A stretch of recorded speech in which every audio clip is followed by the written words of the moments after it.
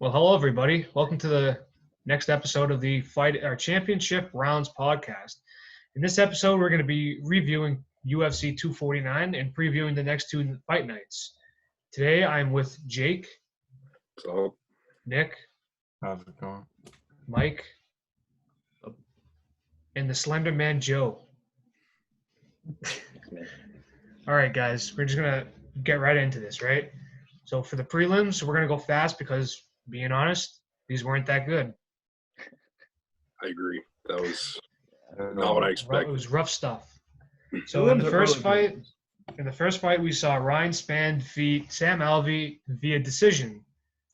Nothing really happened this fight. I guess I agree with the decision.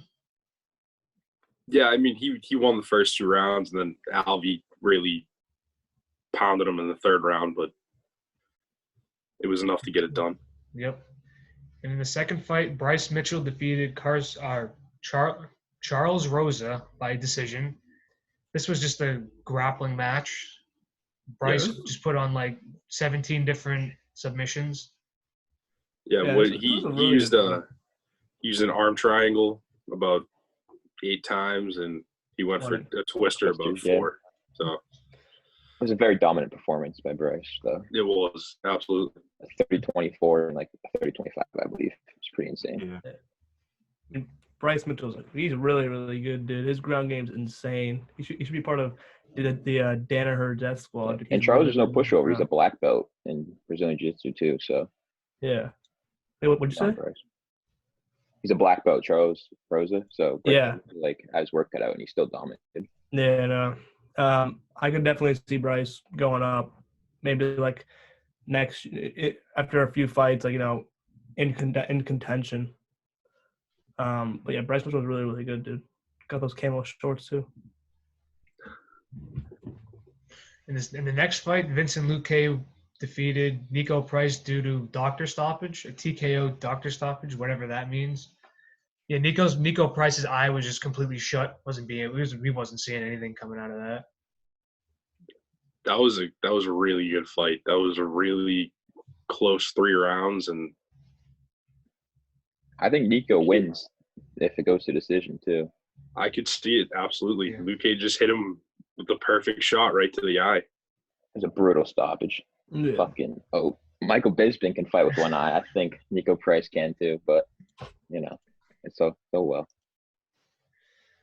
All right, then the next fight was Mike's favorite fight. It was Carla Esparza versus Michelle Waterson. It's hurt, And dude. Esparza won via decision and probably the most boring fight I've ever watched. That was so bad. Yeah, brutal. I don't even want to talk about that one. That was so bad. Like That both was of a them were letdown. afraid to like fight each other. It was like a hugging contest, but not without the hugging. That was definitely a letdown. Michelle Waterson went 5 rounds with Joanna, and then put out that performance. That was. And she got pieced up by Joanna, but She absolutely did. But I mean, still, you last 5 rounds with her, and you go toe to toe, and then you're gonna go fight Carla Esparza and not do anything. That's underwhelming. Done for. Yeah, and she looked surprised that she lost the decision too. If you watched her reaction, she was like, "What? Like, all right." Like, you expect to walk into the octagon and not do anything and win the fight? I mean, like, that's enough. But, Cough, Jorgen de Castro, cough. All right, well, we'll get to that later. We'll get there. The next fight was probably one of the closer ones on the prelims. It was Alexei Oleinik versus Fabricio Verdum. Oleinik won by decision. It could have gone either way, but I was impressed with Oleinik. They're both definitely like towards the end of their careers, though. So it's kind of like they're both 42 years old or something. I think something like that. None of those people are beating Francis, that's for sure. So yeah, they're not. We'll get to that later. I think people expected Verdum, including myself, to come back a lot better. Yeah, he looked awful. He especially. He was good. He was just taking shots, dude. I mean, he's off the ped, so. He was just standing there too. It wasn't like he was defending himself. Yeah. All right, the next fight, Anthony Pettis versus Cerrone. I don't agree with it, but Pettis won by decision. It was a really close fight. Yeah, it was. It picked up in the third round. The first 2 rounds were not very fun. I'd say they're kind of boring. I feel like the first 2 rounds were hard to call because they were so boring that it was just like I just gave them each a round, and then I was like, whoever wins the third. I personally thought Cerrone won the third, but I think because of the eye poke, he lost. Yeah, all three judges had a 29-28 Anthony Pettis. So, I mean, the first 2 rounds I can see, but the third round I can maybe give to Cerrone, but it's a close one. I think Cerrone wins if the eye poke never happens because the ref absolutely should have stopped that. I mean, he took a thumb almost to the knuckle in the eye, and there's no question that should have been stopped. I mean, he took a lot of unblocked shots, and that helps on the scorecard. So that right there could have cost Cowboy the fight in the decision. Yeah, this fight just seemed like because we were walking into this fight with a lot of hype. We thought it was going to be like a big puncher fest, but like they were. I don't know. I feel like if I heard Mike when we were on that Zoom call, Mike said like there's no crowd, so they're probably not knowing like what's good or what's not good. So I mean, I guess that could be a reason, but like I felt like they didn't really know what they were doing was good or not. You know, it's kind of hard to explain, but. Yeah. I mean, they could hear their coaches a lot better. So I feel like they actually had they could know what was working better than actually if there was a crowd. So I mean, the fans just cheer even if you miss a punch. They don't really know what's going on. But like you can hear your coaches and they can give you like specifics, and I think it actually helps the fighters a lot more. Yeah. Well, I just feel like without the fans, the fights are much slower. Yeah, I think they're slower for sure. Yeah. Because with the fans, you're trying to put on a good show. You're trying to impress the entire arena, have them cheering for you, clapping. But when there's no fans, there's no adrenaline. I mean, there's still adrenaline, but not as much as when you have people screaming, everything like that. So, sometimes the fans will boo if nothing's happening. And I'm pretty sure 90% of the entire card, the fans would have been booing because nothing really happened most times. So I think there's definitely a pacing issue with no crowd, no fans there, but can't really do anything about that. But like you said, they're having better advice from their coach because they can actually hear them now. Yeah, pros and cons for sure of the whole Corona thing. Well, that fills out the prelims. Pretty underwhelming prelim, but the pay-per-view paid out very high. That made up for it. That was worth it. Every fight was. In the start in the pay-per-view, we had Greg Hardy against Jorgen De Castro, where Greg Hardy won by unanimous decision. Greg Hardy did. My bad. I'm sorry. Greg Hardy did everything that I figured he would. He went out. He fought a slow-paced fight. He kept his distance. His Jorgen came out like we all expect him to. He came out trying to swing. That's your typical heavyweight thing to do. Then he switched to the leg kicks. That worked. That really did. I mean, Hardy's leg was really beat up, and then Hardy checked a kick, and I think Jorgen hurt his foot or tweaked it. But Greg fought his fight, and he won. That shows what kind of fights Hardy's trying to fight. He's trying to get the decision wins off of his length. Yeah, you can thank Joe Rogan for that leg check because Greg Hardy said he heard Joe Rogan say he should start checking those leg kicks. So I think it was DC. That no crowd, or DC, one of them. But that no crowd really played a factor in that fight, if that's true. I mean, to be honest, I think Hardy impressed me. Going into that fight, I didn't really know what to pick, but he honestly impressed me. And then, but the thing is, he wasn't checking any kicks, and then he checks one. I mean, I think that's probably – it would have been a closer fight if De Castro didn't hurt his foot, for sure. Yeah, I think right after Jorgen, when I was watching him back, like his big toe slightly grazed Hardy's shin, and then he was out. I was like, all right, but I think if Jorgen was healthy the entire fight, I don't believe Greg Hardy would have won actually, because Jorgen didn't throw a punch for those last 2 rounds, and it was pretty boring after that. But yeah, I don't think Greg Hardy would have won it if Jorgen didn't get injured. And Greg Hardy didn't really do much the entire fight besides dance around, throw some leg kicks, a few punches, but that's really it. Yeah, I see both these fighters down in the very near future being better, more exciting to watch. I could see them fight again, but you never know. But I would be excited to see Greg Hardy fight in any fight, and same thing with Jorgen. So For sure. still both really good heavyweights. Is that it? Yeah. All right, good stuff. The next fight saw probably the TKO or the KO of the night. It was Jeremy Stephens against Calvin Kattar, and Calvin Kattar absolutely demolished Jeremy Stephens with an elbow, right? Yeah. Whew. Yep. Thing came in hot. At first, I was like, I thought it was a right hand when I saw it in live time. Then I saw the replay and saw that it was an elbow. His head, he had a huge gash in his head. Yeah.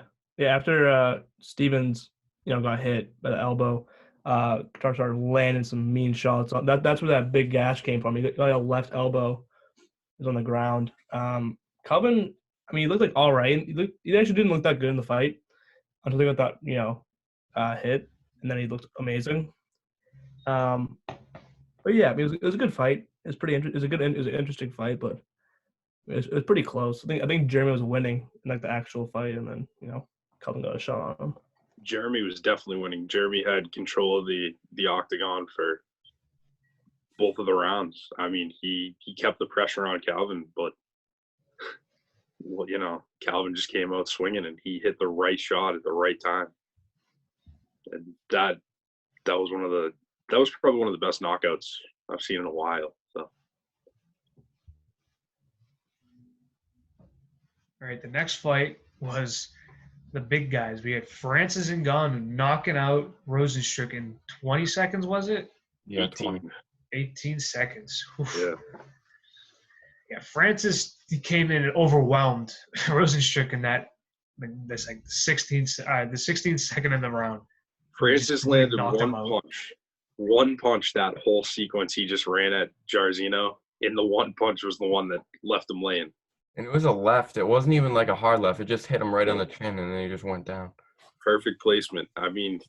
He's a monster. That put the heavyweights were already on notice from Francis, but that's a clear cut. Like, yeah, okay. Whatever the heavyweight situation is with Stipe and DC, this guy's next. As long as he's not like tentative, like he wasn't that Derek Lewis fight, he can knock out anyone. I totally agree. I just don't see Francis beating, DC or Stipe if it goes to the ground. Like, yeah, Francis can definitely knock out anyone in the entire world, but if he can't land that punch and it goes to the ground, I don't see him winning. But Rozenstruik, is it Strike or Struck? Rozenstruik. He actually dodged a lot of those punches, and then he got hit by one. I kind of wanted the fight to go a little bit longer to see how Jairzinho would have, fought. But Francis threw like 4 or 5 shots, all of them missed besides the last one. But 20 seconds. We didn't really see much from the fight besides that. Francis has a iron fist. That's really it. But Francis had 15 more minutes to land one more punch, and he would have been out cold again. So I don't think Rozenstruik really had a chance at all that entire fight. But unless he used, I feel like Francis can like flick a boulder, and all of a sudden like a bunch of pebbles will be made or something. It's like he was a miner or a rock miner. He's younger. Yeah. It's like, well, I feel like he can. I feel like he get after because I don't know how to say this, but like, so we're gonna get the third fight between DC and Stipe, pretty much. Like, can we agree with that? Yeah. DC just tweeted that if Stipe doesn't sign the contract, then he's willing to fight Francis for the belt, because Stipe doesn't want to fight right now during this whole Corona thing, and also he still has his eye surgery. Yeah. So we could see DC versus Francis. Would it be for an interim belt? No, it would be Stipe would strip Stipe. Because DC has a lot of power in the company because he's with Fox, he's on commentating, he's friends with Dana and all that. So I don't know, we could see that as well. Well, Dana also said that the heavyweight division's gonna have to like move on or move forward. So I think like you said, if Stipe won't take the fight, they'll have to move forward. And, he has to vacate his belt and then DC and Francis DC and Francis. Poor Stipe. Man doesn't get any breaks. When he first lost the belt, it took him forever to get that rematch, and now he's gonna lose. He's gonna lose his belt like nothing. I mean, DC was, clawing his eyes out, but yeah, it when was bad. the reaction of DC watching Francis, I thought he was gonna like hand in his retirement papers right there. I'm like Yeah, I'm not gonna fight him. He can say he's not scared. That face camera and when Francis knocked out Jars, kind of says otherwise. Yeah, he just saw his life flash before his eyes. He's like, all right, I got to sign those papers fucking fast. I'm like, all right. The next one is the probably the most controversial one of the night. Joe had a really hard time dealing with this one. Man lost a lot of money on this one. But Henry Cejudo beats Dominic Cruz via TKO in in round 2. Yeah. Probably one of the worst stoppages I've seen in my entire life. I mean, Dominic Cruz even said the ref smelled like cigarettes and alcohol. So that just tells you right there that guy had no clue what he was doing. And they need to hire actual judges and actual refs to do these events because down in Florida, I don't know what they're on, but people from Florida are just not with it. That's for sure. Those are the worst judges I've seen in a while. They were really, really bad. I mean, other than Herb Dean, the refs were pretty brutal too. So And Dan Mergliotta, you can't be crapping on Dan. Dan Mergliotta, he was good. No, that ref though, that Cruz and Cejudo fight, he's reffed many times before. Yeah, and he has a history of being absolute garbage. Yeah. So I don't know why Dan wasn't on the co-main event, but it is what it is. I mean, 2 seconds left in the round, you're going to stop it at bantamweight when he's not even close to unconscious and he's getting up. It's kind of unreal. He called it right when he was getting up. Yeah. Some people were saying like even though he was getting up, like he was defenseless and wasn't even doing anything. But like it's literally 2 seconds left. Like he would. You can't defend yourself and get up at the same time. Like he chose to get up. He used the cage to get up. He wasn't because he knew those shots weren't doing anything to him. They were little tiny punches from the clinch. Like they weren't hurting him. Like he wanted to get up and get distance again. Like I don't see. Like it was a very brutal stoppage. It was worse than the Henry versus TJ one, which was also a pretty bad stoppage. But now let me play devil's advocate for a second here. So I agree that should have never been stopped. I mean, it's a title fight. It's the co-main event of possibly the biggest card the UFC has ever seen, and you're going to stop it with 2 or 3 seconds left. I mean, come on, that's a joke. The one thing I will say though, the refs are in there to protect the fighters, and I agree those might not have been the hardest punches I've seen, but the ref doesn't know in real time. Those just look like shots, and the ref. That's my point. The ref should know that if you're getting punches from the clinch by someone who weighs 135 pounds and you're getting up, like they're not powerful shots. But I mean, 12 unblocked shots though. That's you never. There's been many more fights with quadruple that number, and it hasn't been stopped. So if Cruz blocked it, that would have lasted. So you'd rather have Cruz lay on his back and just block instead of trying to get up? If he blocked for 3 seconds, the fight wouldn't have gotten stopped. No, he was getting up for like 10. Like he got knocked down with like 12 seconds, and he was working his way up for 10 seconds. And then. So watching the replay, I noticed when that knee hit Cruz, right? Cruz looked like he went out for like a second, like a split second, and the ref was going to stop it there, but he changed his mind, and then he let it go on, and then he made up his mind again. It's just like he saw that Cruz was getting beat up and stopped the fight there. I do agree that it's not a really good stoppage. But in the referee's defense, he wasn't quick to his decision. That's all. Yeah. I mean, Cruz was never like out unconscious at all. Because even on that first knee, his head never snapped back and hit the mat. Like he was still conscious and he was still aware. He instantly turned as soon as his back hit the mat. So, I mean, I don't know. It was brutal. This is the problem that's happened a lot. I mean, we all know we've watched cards a lot lately. If you ever have a stoppage or a decision, it's never going to be perfect because the judges are either they're going to score it some strange way, or the ref, depending on the ref, it can be a really bad stoppage. This is the problem. If you get caught and you go down, that's the chance you're going to take. You either going to scramble quick or you might get a bad stoppage. And unfortunately for Cruz, he got caught, and this is what happened. I mean, I agree. It was a bad stoppage. There's no way around that. That's the only issue, though. He got caught, and this is what happens. We've seen this a lot, unfortunately. And I didn't hear Dana say anything about it, so. Dana didn't mind the stoppage at all. No, I think I'm pretty That's sure he said impressive because he usually hates these stoppages. He usually goes off Yeah. on rants every time he sees Did something. you watch his post-fight interview? Yeah, he Like the 2-hour one? he did an interview with Megan O'Leary on the ESPN Plus post show also, and he said, it wasn't a bad stoppage. Yeah, he's just saying that so he doesn't take anything away from Henry. But anyway, we should talk about Henry's retirement though. I think Yeah, that's right. After the fight, Henry Cejudo retires from the UFC or from MMA and fighting in general. I don't believe this for one bit. I don't know. I think he's pulling a Connor right now. Like he's He'll pulling come a back. Connor, but doing it officially.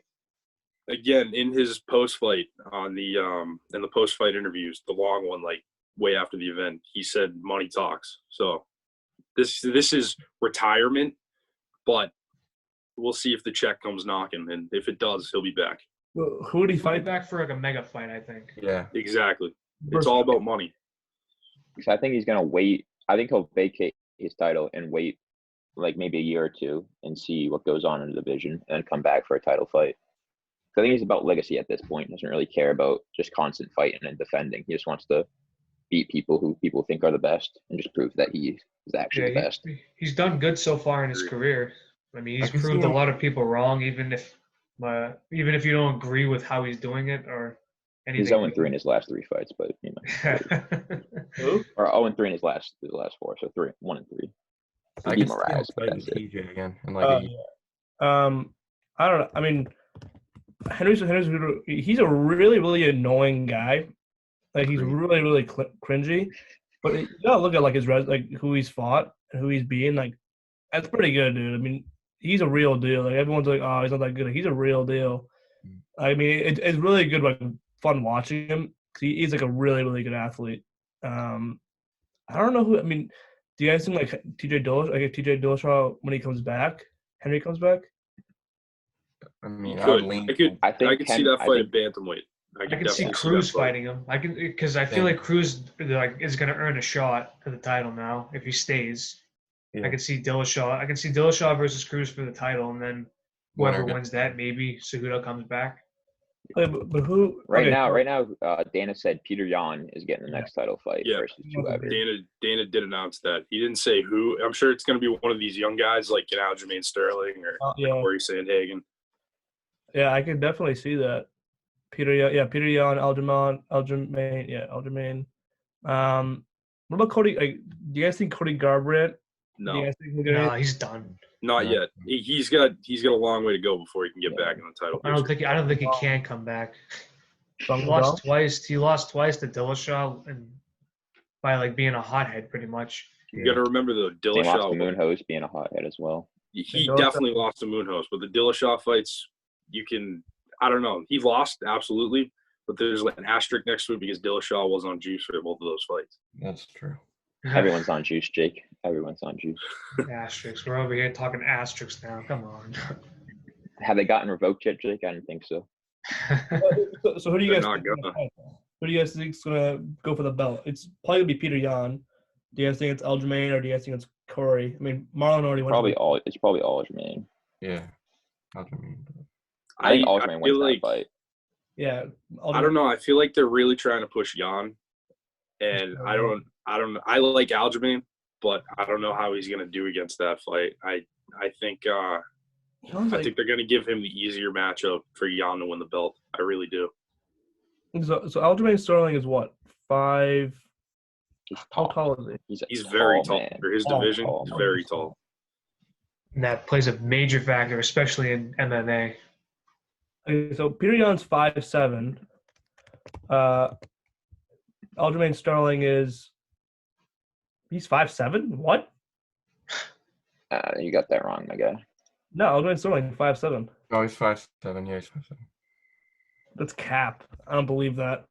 All right, same height, but if it's the same height, Peter Yan has some, pretty hard hands there. So I can see going. I'm sure they're nowhere near the same height, but I could be wrong. I know it's weird. Like Peter Yan definitely seems shorter. Because what the heck? It's weird. That fight. I don't see that fight headlining a pay-per-view. Maybe it's a co-main event. I could see a fight night. You can maybe get a fight night out of that, definitely. But Aljamain versus Peter Yan? ESPN Plus for a title night. fight. Yeah. ESPN Plus fight night. That would definitely be a good fight for it. Could be a main event on ESPN Plus card for sure. Yeah. All right. And Well, then TJ will probably come back, fight the winner, win, and then fight Cejudo. That's Cool. my prediction of events. That seems like the plan right now. Yeah, I could see it. Definitely. So you're saying Aljamain Yan, whoever wins that faces Dillashaw, whoever wins that faces Cejudo when he comes back, because that'll be a huge fight. Yeah, it would be. I feel like he will only come back if it's Dillashaw. Yeah, I agree. Yeah. Yeah, because he beat Dillashaw at Fly, so now it's that would only make sense. Yeah. That'd be perfect. That would get a ton of buys. Let's say Jan goes the whole way through, he won't come back. He'll just leave it. Yeah. I don't know, maybe. You never know. We never know. Honestly, Cejudo, I can probably turn on Instagram right now and Cejudo be like, "Oh, I pranked you guys. Yeah. Right. Social experiment gone wrong in the hood." So That stuff. But is that all we got on the co? Because we got an interesting main event to talk about here. All right. Yeah. So the fight that shook the whole division. So Oh, Tony yeah. Ferguson loses to Justin Gaethje via TKO. Sad We're stuff. never going to see Ferguson Khabib. Yep, That was Ferguson tough. Khabib, you can wipe that gone. But I feel like this decision opens up many other opportunities now. I can see Conor fighting Ferguson. Of course, we're going to see Gaethje Khabib. And then whoever wins those two fights go for it for the belt. I mean, Justin Gaethje's a beast. He came in on Saturday with a game plan, and he did it with a perfectly. He dismantled. That's pretty hard to dismantle Tony Ferguson. He dismantled Tony Ferguson. I mean, Tony Ferguson took so many shots, but still, Justin Gaethje was just piecing him up. Just Gaethje's gas tank was insane because I remember him gassing out in a 3-round fight, I believe it was, with Poirier, and then he just looked completely just insane tonight or the other night. In 4 rounds, he didn't even look tired once. You gotta remember though too. This was a totally different Justin Gaethje than we've ever seen. Yeah. He didn't rush the guy. He fought Cowboy, and then the fight before he fought Edson Barbosa. Him and Barbosa just ran around the ring at each other, and then Justin caught him with a left and dropped him. But when you see Gaethje fight, he just swings. He never goes in like that. He hit him, he backed up, he kept his distance. He went in when there was opening. Yeah, he fought a boxing match. He practically fought a good boxing match in MMA. He really did. I mean, he landed on openings, and I don't think Ferguson was ready for that at all. I mean, it's sad. I really wanted Ferguson to win, obviously, because you want to see the Khabib-Ferguson fight for the 150th time. But 60th. Gaethje dominated, and respect to him, because he deserved that win. That man put everything he had into it, and when have you ever seen Tony Ferguson look like that after a fight? Yeah. Even his legs, his shins were bleeding too. I think he has an orbital fracture or something. Yeah, he's in the hospital right now. Yeah, he's got an orbital Dancing fracture. in the hospital. Did you guys see that on Instagram? Doing some moves. Yeah. Basically. How did you guys feel about him pushing away Justin when he went in for a hug at the end of the fight? Yeah, I had a friend say that. I was texting him. And he said, I hate how Tony pushed Gaethje away. I mean, if I was also Tony, I'd probably be in my feels too. Hold on. Yeah, I mean, yeah, because afterwards, Frankie Edgar right there. If you just get in a war with somebody, there has to be respect there. Yeah, I mean, afterwards he showed respect, but right after he. Yeah, I feel like the emotion really got to him as soon as he knew he lost the fight. Yeah, I feel like because Herb Dean stopped it, rightfully, Herb Dean stopped it pretty good, but Ferguson wanted to keep going because Ferguson never wants to get knocked out, or he never wants to see that TKO on his record. You knew it was bad though, because he couldn't even keep standing with him. He had to move. He was not running away, but he was jogging his way around. Trying to just finish out the round.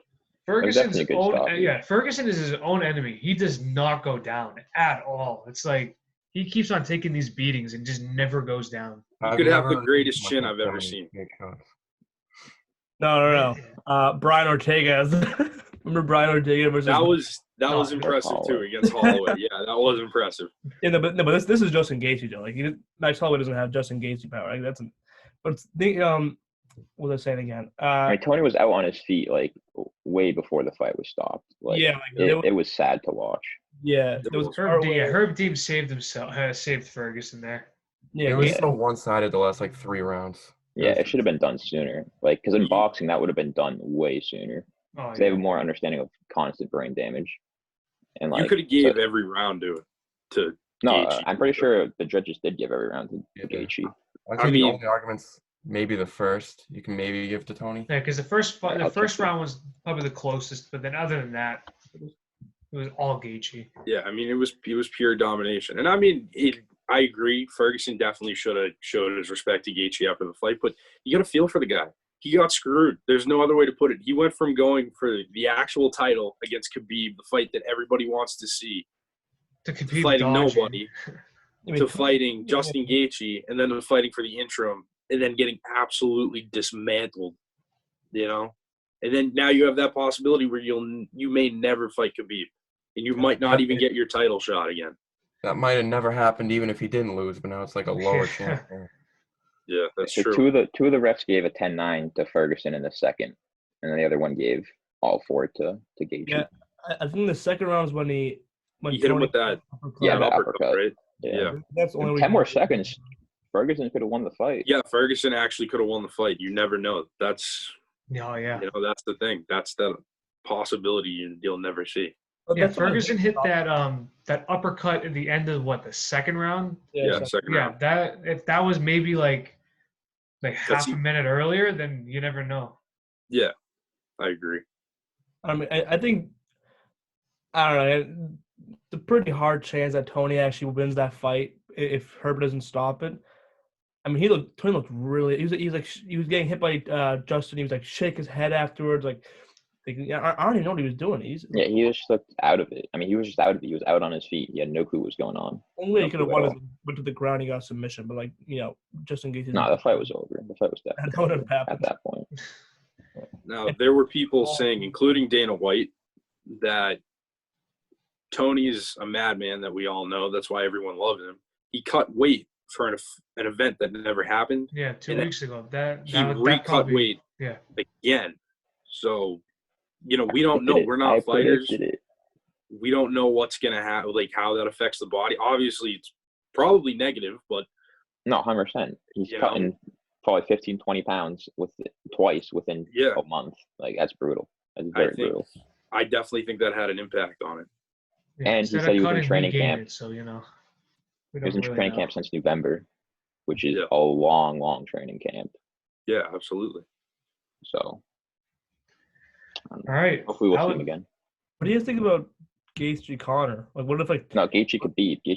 Yeah, no, that has to happen first, but we got to see what happens between Gaethje and Khabib, and it most likely looks like it's going to be Khabib who wins that. I don't know. But if he stays on the feet, Gaethje's got it. Gaethje needs to work on his takedown defense starting today. Yeah. He has good takedown defense.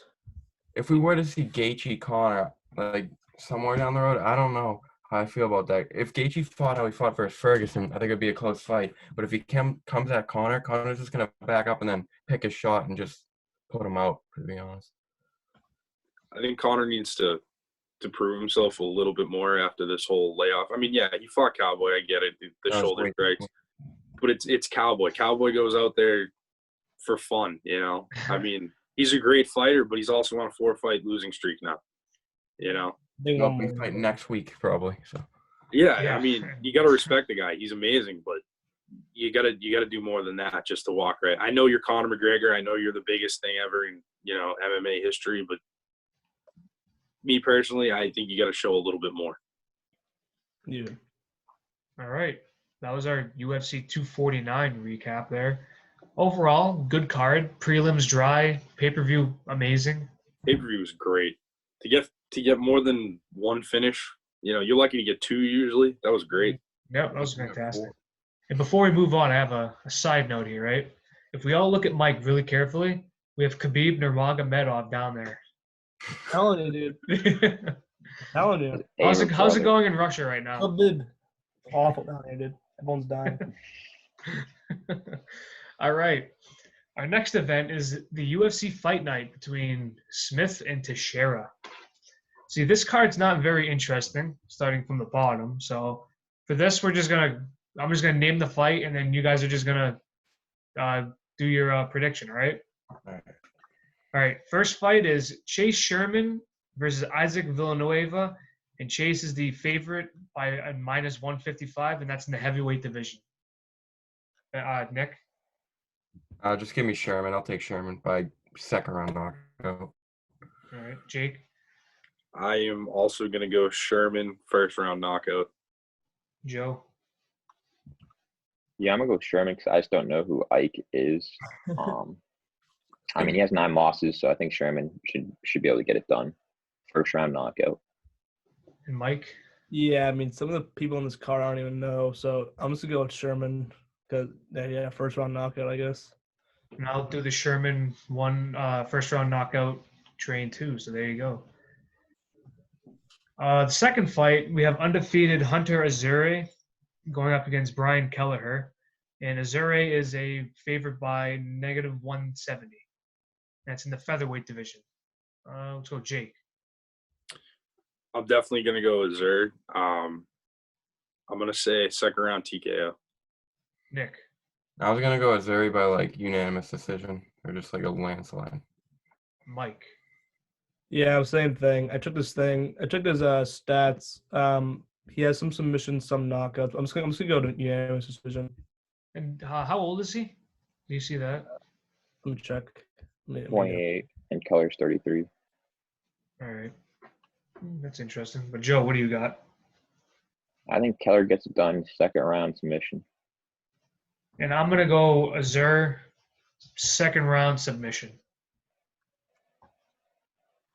All right. The next match is Gabriel Benitez versus Omar Morales, undefeated 9-0, and he is the favorite by -175. We'll go Joe. Yeah. Sorry, I was on a different page looking at the other fight. Who was the fighter? Mike, we'll go to Mike. Benitez versus Morales. What do you got, Mike? Me? Yeah. I haven't seen these guys fight, so I'm gonna go with I don't know, man. I'll say Benitez. Actually, no, I'm gonna say Omar Morales by submission. All right. Yeah, Jake. I'm gonna go with the favorite here. I'm gonna go Morales by TKO third round. All right, Nick. I'm going Morales submission third round. And Joe. I'll go Benitez first round knockout. And I'm gonna do Gabriel TKO. Benitez second round submission. All right, the next fight is in the women's bantamweight division, and it's against Cesara Eubanks versus Sarah Morris. And Eubanks is the favorite by -400. I'm gonna go with the underdog, Sarah Morris, because I hate Cesara Eubanks. But I'm just gonna go for a decision for Sarah. Get her done. Right, I'm gonna say Eubanks by decision. Mike. Yeah, Eubanks. Same thing. Yeah, I got Eubanks by decision too. Yeah, I'll go Eubanks decision. This fight doesn't really look that interesting at all. The 5-4 fighter versus a 6-6 fighter. Yeah, it's like, it's gonna be brutal. That's gonna be funny. All right, the next fight we have Michael Johnson going up against Thiago Moises in the lightweight division, and Michael Johnson is a -110 to win. Go Jake. I'm gonna go Michael Johnson. I'm gonna say decision. All right, Nick. Give me Thiago Moises third round knockout. Joe. I'm gonna go with Michael Johnson. He is the gatekeeper of the division. If Thiago wants to prove something, he has to get through him. So we'll see how it goes. but I think Michael can get it done in a decision. All right. And Mike? Yeah, Michael Johnson's decision. Yeah, I'll go Michael Johnson decision also. And I do agree with the gatekeeper comment there, Joe. It's a very good point. Absolutely. I mean, he's solid. Every fight he puts on is solid. He fights the best, and if the best beat him, they turn out to be like top 5. And if you don't beat him, then you never see the top 10 again. So Right. he's definitely a step up in competition from anyone Thiago has faced. All right. The next fight we have Andre Arlovsky against Philippe Lin. Our Lions Lins. We'll go to Mike. Me? I'm gonna say Andre Arlovsky on this one. I'm gonna say, wow, he's 41. I'm gonna say second round KO. Nick. I'm probably gonna go Arlovsky first round KO. Jake. I'm gonna go Linz first round KO. And then Joe. Yeah, I'm also gonna go Wins. Second round TKO. Yeah, I'm also I going to think go Arlovsky's Lins. too old. I'm also going to go Lins, the second round TKO. I forgot to say that he's the favorite to win minus 155. So we'll see how that one goes. This one seems like it split all of us. So that should be an interesting one. All right. The next fight we have in the middleweight division is against Carl Robertson against Martin Verratti, the Italian. And Verratti is the favorite to win as a minus 175. We'll go to Mike. Who's the favorite? Is Marwan the favorite? Verratti, yeah. Right. I've never seen these guys fight actually. Can you pass me? I need to check out their stats and everything. Actually, I'm gonna go Verratti second round submission. Yeah, both these fighters are pretty early into their careers right now. Carl Robertson is 9-2, and Verratti is 14-4-1. So this one's interesting to see two younger guys go at it, or younger UFC guys go at it. We'll go Joe. I'm gonna go Vittori with a decision. I mean, he lasted 3 rounds with Israel Adesanya, and didn't get knocked out, so that's something pretty impressive. Mm-hmm. So I think you can get it done in the stand-up game for 3 rounds. All right, Nick. I'm going Vittori probably decision. And then Jake. I've seen Roberson fight. I haven't seen Vittori fight. I'm going to switch it up a little. I'm going to go Roberson by decision. And I'm going to go Vittori. All right, how did you say it? Vittori? Or Yeah, Vittori. Yeah, Vittori by decision. All right. The next fight in the bantamweight division is against Ricky Simone against Ray Borg. And Simone is the favorite to win as a minus 170. I really like this fight. Yeah, I'm we'll just saying. You, Jake. I enjoy this fight. Ray Borg got a career high in takedowns his last fight. Unfortunately, he always seems to have weight issues and comes out overweight a lot. But Ricky Simone's always on the lower end of cards, but he's always a fun fighter to watch. I'm gonna say Ray Borg. I think he's just gonna take him down. I think Ray Borg by decision. All right, we'll go Mike. Ricky Simone's a really, really good wrestler. When I've seen him fight, he's really, really, kind of a lot of pressure on the ground. I'm gonna say Ricky Simone. Oh, my bad, guys. I'm gonna say Ricky Simone because most of Ray Borg's losses are from decisions. I'm gonna say Ricky Simone third round decision. Not unanimous. It's split decision. All right, Joe. I think Ray Borg, unanimous decision. I mean, he fought Mighty Mouse. He has a lot of experience. Ricky Simone just lost to Uriah Faber, an old man. So, I mean, I think Ray Borg should be able to get this done. Nick. Yeah, definitely Ray Borg by decision. Yeah, and it looks like we're mostly going for the underdogs because I'm going Ray Borg here. Probably go by decision also.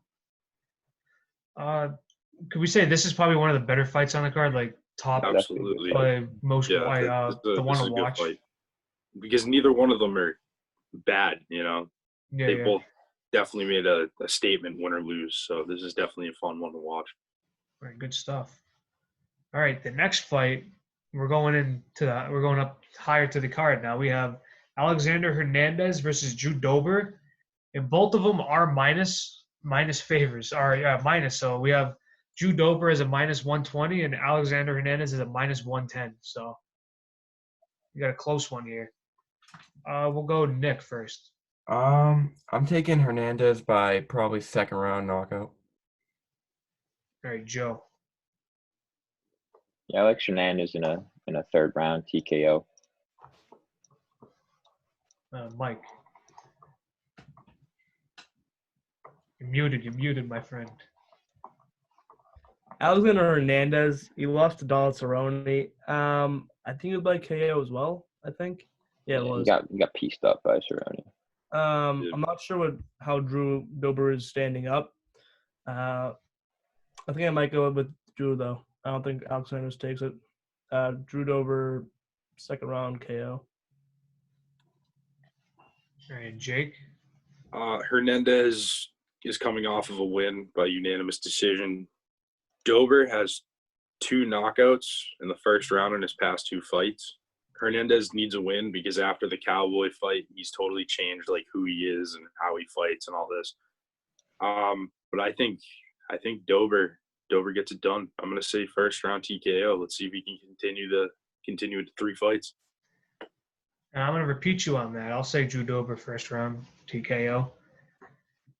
All right, we're going into the co-main event. We have in the heavyweight division, we have Ben Rothwell against Ovince St. Preux. And St. Preux is the favorite by a minus 150. This one's an interesting one. I think we can have a little bit more of a conversation with this one. This is one of the headliners here. But we'll go to Jake for the prediction. So this is an interesting matchup because this is OSP's first fight. You know, he moved up from light heavyweight to heavyweight now. And Ben Rothwell's been around forever. I mean, obviously. I forgot he fought. I'll be completely honest with you. I don't know. This is a tough fight because we don't know how OSP is going to do up there. I'll give him the benefit of the doubt. I'm going to go OSP by submission in the second round. All right, we'll go Joe. What type of submission, Jake? On fluke choke? You already Absolutely. know. You already know. I don't even got to say it. You know OSP. You already know. I mean, I think OSP is definitely the way better fighter, technically. But then it depends what he shows up, what weight he shows up at, and how he looks at that weight. But I think if he shows up healthy at around like 245, he should be able to get it done in a second round knockout. All right, well, Nick. I got OSP by second round TKO too. And then Mike. Third round OSP choke. OSP choke. The OSP train. All right, I'm going to hop on the OSP train too. I'll go third round submission. Give that to him. Von Flue choke? Von Flue OSP. No, I think he's going to do a Kokuda clutch. Really? Yeah. No, we all know what OSP does. Exactly. All right, now we're going into the main event. We have the older guys here. We got Anthony Smith versus Glover Teixeira, and Anthony Smith is the favorite to win as a minus 170.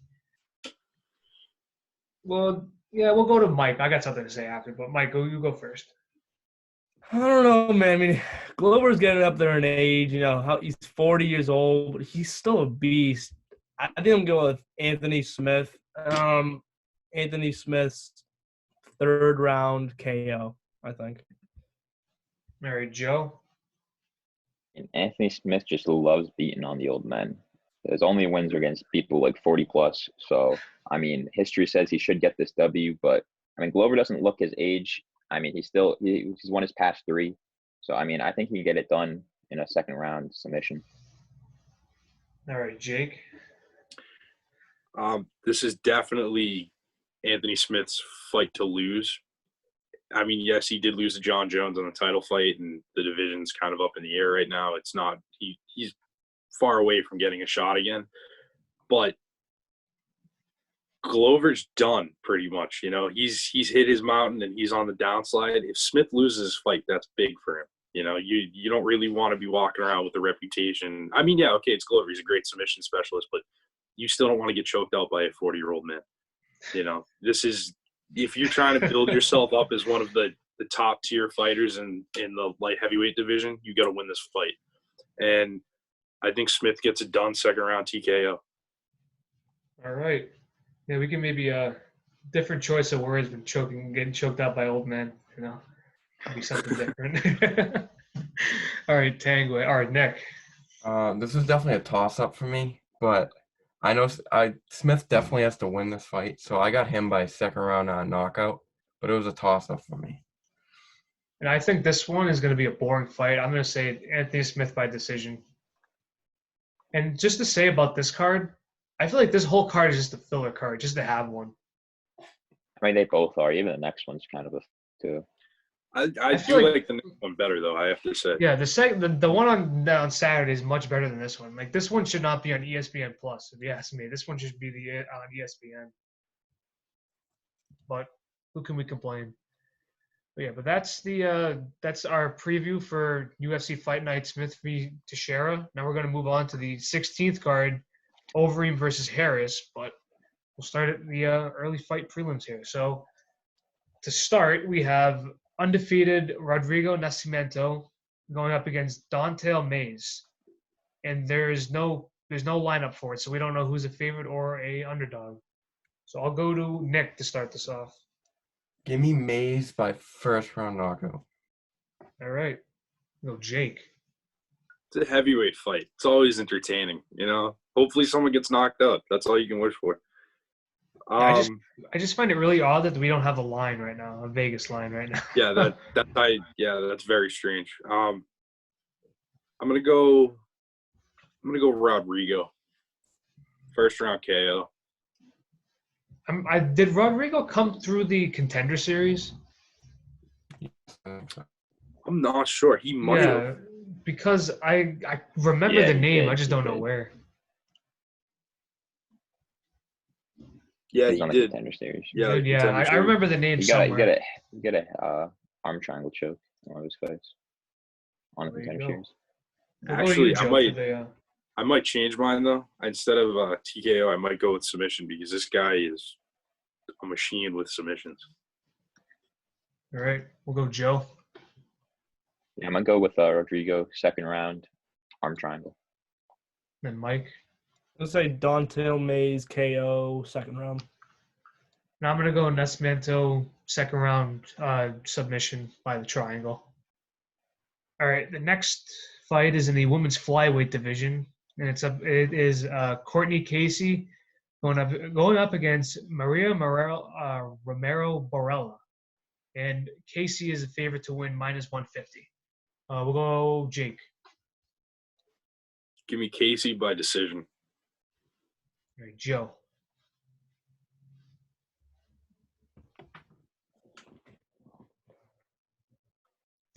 Joe. Oh, you say me? Sorry. I mean, this fight's kind of irrelevant. Not gonna lie, but I mean, I'll go Casey decision as well. Yeah, Dana can't fight all. I can't find any of the woman fighters to go because he's just getting all these bums going. And I'll be honest. I mean, all these girls are just gonna be fed to Shevchenko, so it really doesn't matter regardless. Yeah, you either have Nunes or you have Bullet. Yeah, the women. There's the discrepancy in women fighters is so huge that it's kind of absurd. All right, we'll go Nick. I got Casey by decision too. And Mike. I'll go Borella to mix it up. I'm gonna go first round submission. All right, I think you're crazy. I'll go Casey. I'll go Casey by decision because I don't see this one being an interesting one at all. All right, the next fight we have another close one. So we have in the featherweight division we have Darren Elkins going up against Nate Landwehr, and Darren Elkins is a -120 to win, and Nate is a -110 to win. So I'll go Jake. All right, Darren Elkins has dropped his last 3 fights. He definitely needs a win. but I'm gonna go with Landwehr here by decision. Nick. I'm going Elkins by decision here. I feel like he needs this win, so he's going to go out there and perform well. We'll go Joe. Nate get done 3rd round TKO. Who's next? Mike. Hey, Yeah, Mike. Right. I'll say Nate Landwehr 2nd round TKO. And I'll give it to Darren Elkins as a 3rd round TKO. All right. The next one we have Mike Davis going up against Giga Chikdase.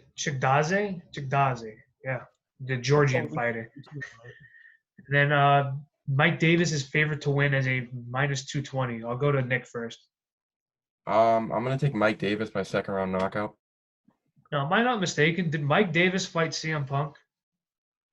Or am I thinking somebody else? No, that was, I think, Mike Jackson. Yeah. Mike Jackson. Yeah, the 2 guys that nobody really knows. We'll go Mike. We saw Giga fight Emmanuel or someone. Yeah, we saw him, but yeah. You won the 3rd round decision. I'm gonna go 3rd round decision again. I think it's gonna be a boring fight, this one. I'll say 3rd round decision for Giga. All right, Joe. Yeah, I agree with Mike. I mean, Giga looked good in his last fight. But I think it will be a boring one. They'll feel each other out. I think it'll be a 3rd round decision for Giga. And Jake. I'm jumping on that train too. I wish it would be a submission, but it won't. I'm gonna say 3rd round decision. For Yeah, Giga. I'll say the same thing for Giga. I'll say Mike Davis decision. All right. The next one is a middleweight bout against Anthony Hernandez and Kevin Holland. Anthony Hernandez, the favorite by a -110. So I'll go to Mike to start. I think I'm gonna go Kevin Holland by TKO. Actually, no, KO. 2nd round. Well, Joe. I gotta go with Anthony Hernandez. He's back from the dead. He's gonna get it done. 1st round KO. Nick. I got Kevin Holland decision. And Jake. I'm gonna take Hernandez submission 2nd round. I'll say the same thing. Say Hernandez submission 3rd round now. All right. Next bout is in the welterweight division. When was the last time we saw a welterweight bout? Like it's been a while. We got Matt Brown going up against Miguel Baeza. And Baeza is a -189 to win. Very specific line right there. So I'll go Nick. I wanted to pick Matt Brown, but I think I'm going to go Baeza by 2nd round TKO. All right, we got Mike. I'm gonna say Matt Brown 2nd round TKO. Jake. Ooh, I really want to say Matt Brown on this because I really like Matt Brown, but I think I'm gonna go with Baeza. I'm gonna say 1st round TKO. We'll go Joe. I have to go with Matt Brown here. He's an OG of the sport. I think he gets it done 2nd round TKO by an elbow. Flying elbow. Not flying elbow, just an elbow. Just an elbow. Miguel Baeza is undefeated, 8-0. I think that the welterweight division needs a little kickstart, so I'll go Baeza 2nd round TKO. All right, the next fight we have in the featherweight division, we have Song Yadong versus Marlon Vera. This fight's really good too. And we'll go to you, Jake. All right, so both of these guys have put on really great performances in all their fights. I mean, both of them for like their past 5 fights have gotten wins. This one's tough because they're both really good fighters. I think I'm gonna go Song Yadong 2nd round TKO. All right, Joe. I'm gonna go Song Yadong again. He's 22. He's really young. He has a lot to learn, but I think he's very good for his age. and I think he'll get it done by decision. All right, Mike. Yeah, I mean, Song Yudong KO'd Alejandro Perez, and then he drew against Cody was it Statman, but if I remember correctly, Cody won the fight, and then it was a draw, and everyone was like, "What kind of decision was that?" So I'm gonna say Song Yudong still. I think it's gonna be a KO. I'll say first round. 'Cause I remember I don't think Song Yudong in the fight. If I remember correctly, he did not do well on the ground. But I'll say first round KO. All right, Nick. I'm gonna go Song Yadong decision. I think all of us just like saying Song Yadong. So I'll say Song Yadong. I'll go decision, Song Yadong. All right, the next fight, we have Eric Anders going up against Krzysztof Jotko in the middleweight division, and Jotko is the favorite as a 145, no, minus 145. We'll go Joe. I mean, both these guys are absolute beasts. Joko's coming off 2-fight win streak. I mean, he just lost to Brad Tavares, but that was 2 years ago, his last loss. He's a very good technical striker. He's from Poland. All Polish fighters are good at kickboxing and Muay Thai, so I think he'll get it done. Third round TKO. All right, Nick. I got Eric Anders second round TKO. We'll go Mike. I think I'm gonna go with Jotko. I'm gonna say decision. And Jake. I'm going to agree with Mike here. I think this fight's going to go a little slow. I think Jotko by decision also. Yeah, I see Jotko winning this by TKO in the second round. All right, moving up the card, we have in the featherweight division, Dan Ige against Edson Barboza. We got two names going at each other, and Barboza is the favorite as a minus 140. I'll go Mike. Yeah, I'm gonna say Edson Barboza by spinning back kick. Clean knockout. Knockout of the year. All right, we'll go Nick. Definitely Barboza first round knockout. Jake. All right, I'm going to be a fan here because I love Edson Barboza, even though Dan Igu's fought really well in his past 5 fights or so. But I'm going to go Barboza first round KO. Hopefully it happens. He needs a win. Then Joe. Yeah, I think Edson should get it done. I mean, this is a huge step up in competition for Dan. I mean, Edson's been doing it for a while. He's been at the top for a while. And, I mean, his knockouts are just insane. So I think second round, spinning wheel kick. I'll say Barboza TK. I don't know about spinning wheel kick. Superman punch. He needs to get a cage, fancy. I think he'll get through a fancy the table. We all hope it happens. We all want to see that it. would make my night if that happens. All right, moving into the co-main event, we have former champ Claudia Gadelha going up against Angela Hill, and Gadelha is the favorite as a minus 185. We'll go to Joe first. I think Claudia Gadelha gets it done. I think it's just going to be a decision. She's just going to sit on her all fight, just wrestle her, and just get a 3-round decision. All right, Nick. I agree. Claudia Gadelha probably by just domination, but a decision. We'll go Jake. Yeah, I agree. It's going to be a slow fight. It's going to be fought at a very methodical pace. I think Gadelha wins by decision. And Mike. Yeah, she's literally won every single fight by decision besides like one. I think it's gonna be on the ground the entire time. Really, really, really boring. But Claudia's gonna win by decision. And I'll go Claudia Gadelha. It's not going to be that interesting a fight. I think. This is more a fight for Gadelha to get her stock back up, really, because she really hasn't gotten it ever since she lost to, was it Joanna, right? I think that she lost there, right? Yeah. But now moving into the heavyweight main event, we have Alistair Overeem going up against Walt Harris. Big story fight. We have Alistair Overeem, who gets knocked out by everybody. He's pretty much the guy that like creates big guy. The human highlight reel for the wrong reasons. And we have Walt Harris. This is the first fight. He's coming back after his daughter has passed away, and he is the favorite to win as a -160. I'll start with my prediction. I think Walt Harris is going to take Overeem out. I think it's going to be another fantastic KO on Overeem. Poor Overeem, but he's the guy apparently to do that. We'll go Nick. Yeah, I definitely think Walt Harris second round knockout's going to be spectacular. Joe.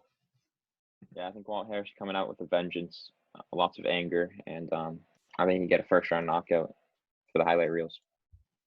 Mike. Yeah, almost all of his wins have been from KO or TKO. I think it's gonna be second round KO on Alistair, and Alistair's literally gonna die this time. Demonetized. No, I think Walt Harris definitely KOs Alistair in the second round. All right, Jake. I'm pulling for Walt all the way. I think we're going to get a first-round knockout by Walt. I think he's going to come out there with a lot of aggression and a lot of emotions. The only thing, I hope he doesn't get caught, because people get caught up in their emotions when they're out there, and sometimes look at Cody Garbrandt, he zones in and it never ends well. So, But I hope Walt gets it done, first-round KO. Yeah, Walt's going to come in with a lot of passion. Yep. And if he wins, he's going to hop on the mic and he's going to say some good words. I don't know. It's going to be an emotional ending to this. Either if he wins or loses, I feel it's going to be an emotional ending either way. So I completely agree. But yeah, that's the May 16th UFC Fight Night Overeem versus Harris card. That caps off the week right there. And then after that, we don't know what's going to happen with cards next. We're the Perth card got canceled already, right? Yeah, we're going to Fight Island. Oh, that's right, Dana White. We should talk a little bit about that. Fight Island. How do we feel about that? I feel like this is like the big bourgeoisie move. It's like, I'm going to just buy an island. This is the biggest power move of all time right here. I mean, this is like, I have money and I'm going to flaunt it and I'm going to get people sports no matter what. And I respect that. I mean, Dana White's been absolutely hell-bent on giving people what they want. And, it's working. As long as everybody stays healthy, it's working. And big props to Dana for doing this, because he's probably getting a lot of heat from a lot of people about doing this. And even especially after what's his name got tested positive. Yeah, Jacare. Jacare. After he got tested positive, I saw Oscar De La Hoya hop on Twitter and do what he usually does in trash talks Dana. But no, if we're talking about Conor versus Hoya, I want to see Dana White versus Hoya in anything. Well, I'm taking Dana by second round knockout now. Dana's a big man. Dana's a big. Austin's like 60 years old and doesn't even know where he is. He's like a coke addict too. Think about that. Man can't even say Chuck Liddell's name right. He's putting on the trilogy fight. I would say we're introducing Chuck Liddell, everybody. It's like, oh no. But other than that, nothing really big happened with news wise, right? Unless anybody's got anything. Boxing doesn't look like it's coming back anytime soon. No cards are scheduled. What is scheduled on? The next one after the Walt Harris one is June 20th. Marc-Andre Barrios versus Oscar. That's not like confirmed yet, though. That's just like. Yeah, because on ESPN I see I haven't gotten anything, because it says on UFC that we're gonna 251 is the next one, which doesn't really make sense because after 249 usually it's 250. So ESPN's got something. Yeah, it's jumping all over the place because also Tyrone Woodley and Gilbert Burns. Tyrone. Yeah, I got Blaze versus Volkov somewhere here. Tyrone. And I think that's in May. I don't think that. I'm pretty sure they scheduled that for May, but we don't know. Everything's up in the air right now. It all depends on Fight Island and how that works out. Yeah, well, I mean, I think the one fight we know that for sure is going to happen is the Jacare fight as soon as he gets healthy. So I hope so. That'll That's be the a good only fight. thing we know for sure. I don't think it's gonna happen. He has corona. He's gonna be quarantined. Well, when he's healthy, when he actually leaves his system. That would still be a good fight. Yeah. But I think that's the show, boys. How about that? First full show with the full crew here. We got 5 beautiful gents right here. How about that? Except for Joe. Joe's not that beautiful. Oh, Bro, I got up at 10 minutes before we started this. Okay, I'm sorry. right there. It's a rough night. All right, boys. Well, that's the end of the episode. This is episode 2. We want to thank you for watching the Championship Rounds podcast. Leave a comment, subscribe, like the video, share with your friends. We're trying to do something new here. We got nothing else better to do, so just help us out here. All right, we'll see you guys later.